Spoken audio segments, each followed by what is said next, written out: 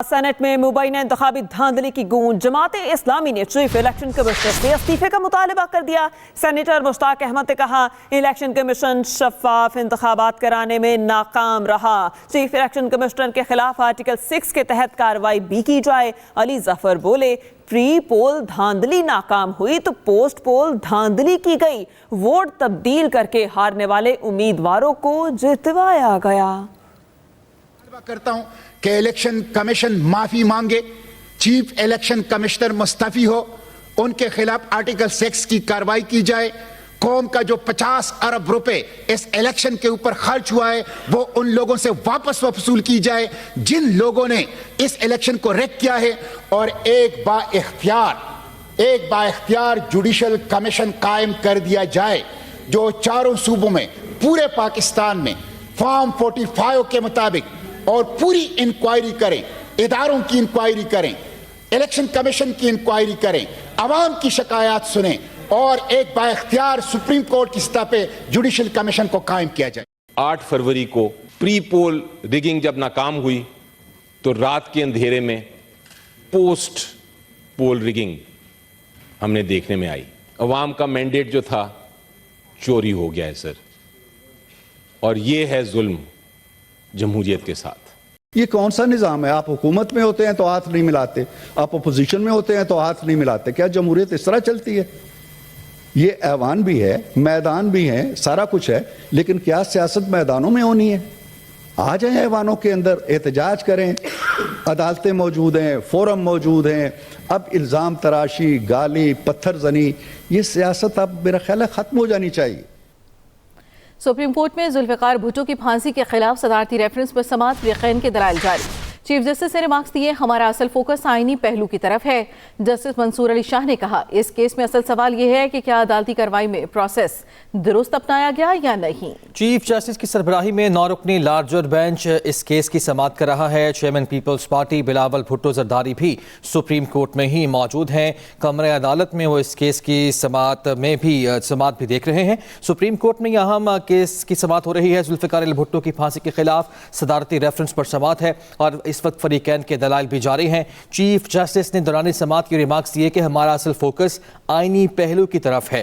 Justice منصور علی شاہ نے کہا کہ اس کیس میں اصل سوال یہ ہے کہ کیا عدالتی کارروائی میں پروسیس درست اپنایا گیا یا نہیں۔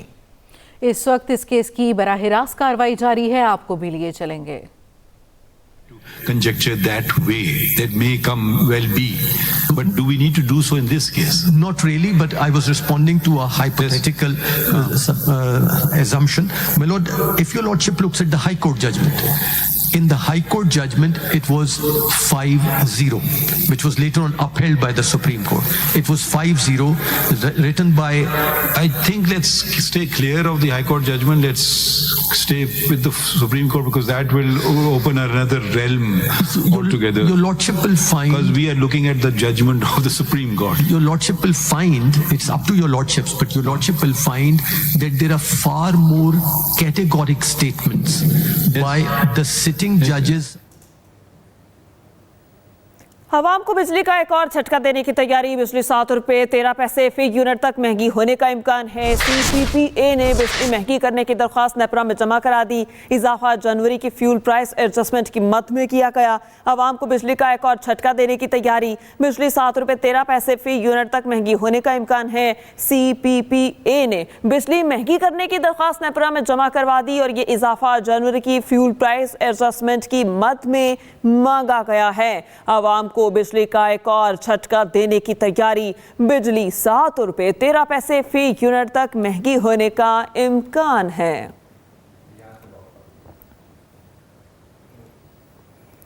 ملک کے بالائی علاقوں میں شدید برف باری ہے، نظام زندگی مفلوج ہو گیا۔ سوات، کلاں، مالم جبہ، نتھیا گلی، ڈونگا گلی، ٹھنڈیانی، ایوبیہ میں ہر طرف سفیدی ہی سفیدی۔ وادی نیلم اور وادی لیپا میں بھی شدید برف باری۔ پشاور سمیت خیبر پختونخوا کے مختلف اضلاع میں موسلادھ دھار بارشوں کا سلسلہ جاری ہے۔ ملک کے بالائی علاقوں میں بارش اور برف باری کا سلسلہ جاری، نظام زندگی مفلوج ہو گیا۔ سوات، کلاں، مالم جبہ، نتھیا گلی، ڈونگا گلی، ٹھنڈیانی اور دیگر علاقوں میں برف باری۔ गुज़िश्ता चंद रोज़ के दौरान मुल्क के बाला इलाकों में शदीद बर्फबारी हुई है। बालाकोट में बारिश और बर्फबारी ने मामूलाती ज़िंदगी को मुतासिर कर दिया है। सूरत हाल बता रहे हैं हमारे नुमाइंदे जुल्फ़िकार अली।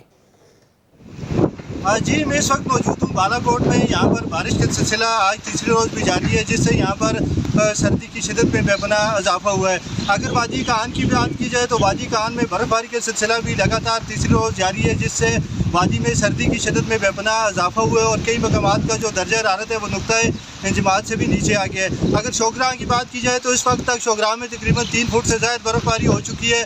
अगर नारां की बात की जाए तो नारां में इस वक्त तक तकरीबन 6 फुट से भी ज़्यादा बर्फबारी से वादी का आन में जो बिजली की सप्लाई है वो आज दूसरे रोज़ भी लगातार मअतल है, जबकि दीगर मौसलाती निज़ाम भी बुरी तरह मुतासर हुआ है। राब्ता सड़कों की बंदिश से जो गुंजा वैली या दीगर मकामात हैं वहाँ की आवाम को शदीद मुश्किलात का सामना करना पड़ रहा है। महकमा मौसमियात का कहना है कि बारिश और बर्फबारी का ये सिलसिला आइंदा 12 घंटे तक मज़ीद जारी रह सकता है, जिससे न सिर्फ यहाँ पर सर्दी की शिदत में इजाफा होगा बल्कि मज़ीद बर्फबारी भी रिकॉर्ड की जाएगी। बहुत शुक्रिया अपडेट करने के लिए। दीर में 2 रोज़ से जारी बारिश और बर्फबारी थम गई। शदीद बर्फबारी से बालाई इलाकों की राब्ता सड़कें बंद पड़ी हैं, जिससे आमदोरफ्त में शदीद मुश्किलात का सामना है। बिजली का निज़ाम भी दरहम बरहम है। मज़ीद सूरत हाल क्या है जानेंगे वहाँ पर मौजूद अपने नुमाइंदे सैयद अमजद अली शाह से। अपडेट कीजिएगा, क्या सूरत हाल है? जी बिल्कुल, दीर में बारिश और बर्फबारी का सिलसिला थम गया है और आज धूप निकल आई है और शहरी जो है ना वो धूप से मजे ले रहे हैं। दिन रात को तेज सर्द हवाएं चल रही है, जिसकी वजह से सर्दी की शिद्दत में इजाफा हो गया है। बालाई इलाकों पर कई फीट तक बर्फबारी हुई है, जिसकी वजह से बालाई इलाकों के तमाम राबिता सड़कें बंद पड़ी है और शहरियों को आमदोरफ्त में शदीद मुश्किलात का सामना है। दिल्ली इंतजामिया ने दीर लोर और दीर अफर के तमाम राबिता सड़कें खोलने पर भारी मशीनरी लगाई है और सड़कों की बहाली पर काम जोरों शोर से जारी है।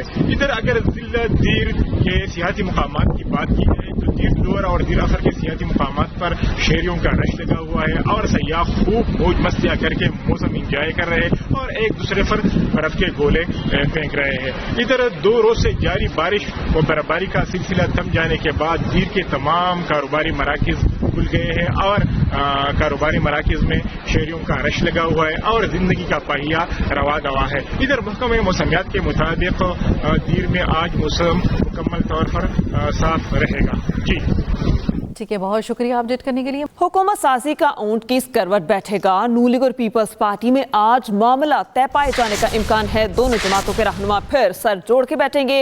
नून लीग मामला तय पाए जाने के लिए खासी पुरुमीद है। हुकूमत साजी का ऊंट किस करवट बैठेगा? नून लीग और पीपल्स पार्टी में आज मामला तय पाए जाने का इम्कान है। दोनों जमातों के रहनुमा फिर सर जोड़ के बैठेंगे। नून लीग मामला तय पाया जाने के लिए पुरुमीद है। हुकूमत साजी का ऊंट किस करवट बैठेगा? नून लीग और पीपल्स पार्टी में आज मामला तय पाए जाने का इम्कान है। कल भी मुज़ाकराती दौर था लेकिन नाकाम रहा।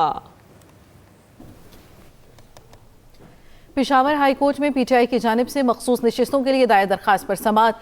पीटीआई वकील की समाअत मुलतवी करने की इस्तदा। कहा सीनियर वकील इस्लामाबाद में मसरूफ है, समाअत मुलतवी की जाए। जिस पर जस्टिस इश्तियाक इब्राहिम ने ये रिमार्क्स दिए कि ऐसा तो नहीं हो सकता, कल और बहुत से केसेस हैं। अदालत ने दरखास्त रजिस्ट्रार को भिजवा दी है। जस्टिस इश्तियाक इब्राहिम और जस्टिस अतीक शाह ने इस केस पर समाअत की है।